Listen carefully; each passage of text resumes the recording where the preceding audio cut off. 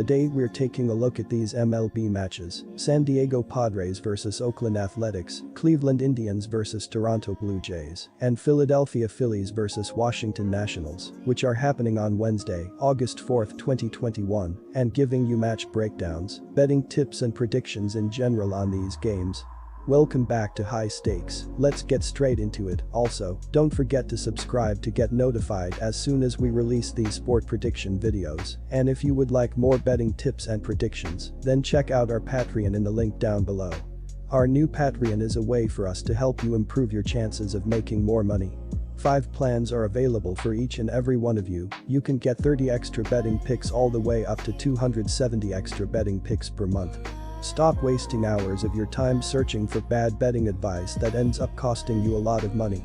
Join the High Stakes Patreon now and get the best betting picks and advice. The Padres have not looked nearly as threatening recently. They have only won 3 out of their last 8 bouts entering Tuesday and are playing without slugger Fernando Tatis Jr. Padres starter Joe Musgrove is solid, however, the right-hander has not fared well on the road, squandering 11 runs in his last 3 road starts, spanning 15 innings. Furthermore, the Athletics have come away with a victory in 4 out of their last 5 clashes. The Padres have been playing well but are still middle of the pack in the NL West. This is a competitive division, however, and a 61-47 record in other divisions is worth a higher spot. If the Padres can stay consistent, however, they can still win a tough division. They are a good all-round team and are looking to get more wins on the board starting tonight. Frankie Montas will get the nod for the 22nd time of the season, aiming for a second consecutive win. Montas was brilliant last time out, filing 7 shutout innings against the Angels in a 4-0 victory. The talented right-hander sported a fantastic 2.30 ERA in July and features a 4.08 ERA and a 1.25 WHIP, accompanied by a 9-8 record in 119 innings of work on the season. Montas limited San Diego to only 1 run in 6.2 frames in his only career meeting. Oakland rebounded from a 4-game slide by winning 4 out of their last 5 clashes heading into Tuesday's action, including a 10-4 win against the Padres. They are 4.5 games out of first and have a cushion ahead of Toronto and Seattle in the wild card picture. My betting advice for that game is to pick Oakland Athletics on the money line. We saw a tightly contested and well-pitched game in the opening contest of this series before the Indians managed to earn the win in extra innings. You can probably throw that out the window here as both pitchers have had their struggles. Mejia has been roughed up most of the season, and the Indians don't necessarily have the pieces in their lineup to try and bail him out with a big offensive showing. Toronto, unlike Cleveland, was a buyer at the deadline as they brought in Jose Barrios in hand, among other pieces. J.C. Mejia allowed 4 runs on 4 hits over 4 1/3 innings, while taking a no decision in Friday's loss to the White Sox. Mejia walked 4 while striking out 2 on the evening. The 24-year-old rookie has now allowed at least 4 runs in each of his last 6 appearances. He comes into this tough road matchup against the Jays carrying an ugly 7.60 ERA, 1.49 WHIP with 43 strikeouts over 45 innings this season. Toronto had won 4 straight and 5 of 6 before coming up short in extra innings on Monday night in the opening game of this set. The Blue Jays entered Tuesday 4th in the AL East, 8 games behind the Rays for the top spot in the division race. In the AL wild card race, the team stood 4 games behind the A's for the second wild card position. On Monday, George Springer, run, and Vladimir Guerrero Jr., run, 2 RBI, each had 2 hits for Toronto.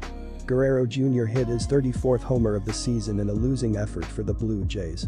Robbie Ray pitched well but didn't factor in the decision as he threw 6 innings, allowing 2 runs on 6 hits with 3 walks and 4 strikeouts.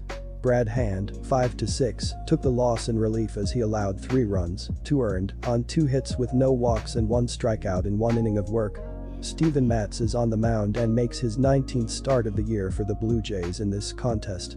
He comes in 8-6 with a 4.58 ERA, a 1.384 WHIP, 25 walks and 91 strikeouts over 90.1 innings of work this season.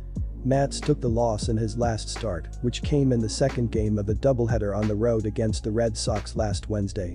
He threw 3.1 innings, allowing 4 runs on 9 hits with 1 walk and 2 strikeouts in a 4-1 Blue Jays defeat.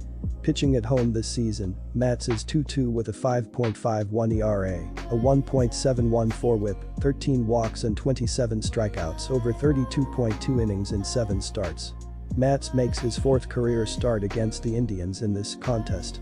He comes in 2-0 with a 1.47 ERA, a 0.873 WHIP, 4 walks and 20 strikeouts over 18.1 innings of work against them. Matz, in his 131st career Major League appearance and 126th start, pitches at Rogers Center for the first time here. My betting advice for that game is to pick Toronto Blue Jays -1.5. The Nationals aren't getting swept in this series. They've had opportunities to come away with victories in both of the first 2 games. Tuesday's meeting in particular came down to only 1 run. While Washington is hitting the reboot button on their roster, they're still putting up a fight in games. The Phillies have struggled defensively throughout the season with opposing teams mustering a .249 batting average and .748 ops against them. They just haven't been able to consistently shut things down well enough to avoid needing a shootout every time they step on the field. So, Washington's sudden offensive surge is no fluke by any stretch of the imagination. They're simply making big-time plays against a bad defensive team. That isn't going to suddenly change overnight for Wednesday's head-to-head meeting. The Phillies are playing well at the moment and they've won 3 of their last 5 games. They are 2.5 games behind New York in the NL East standings and will try to reduce the distance with a win over the Nationals, which will give them their 4th win in their last 6 games.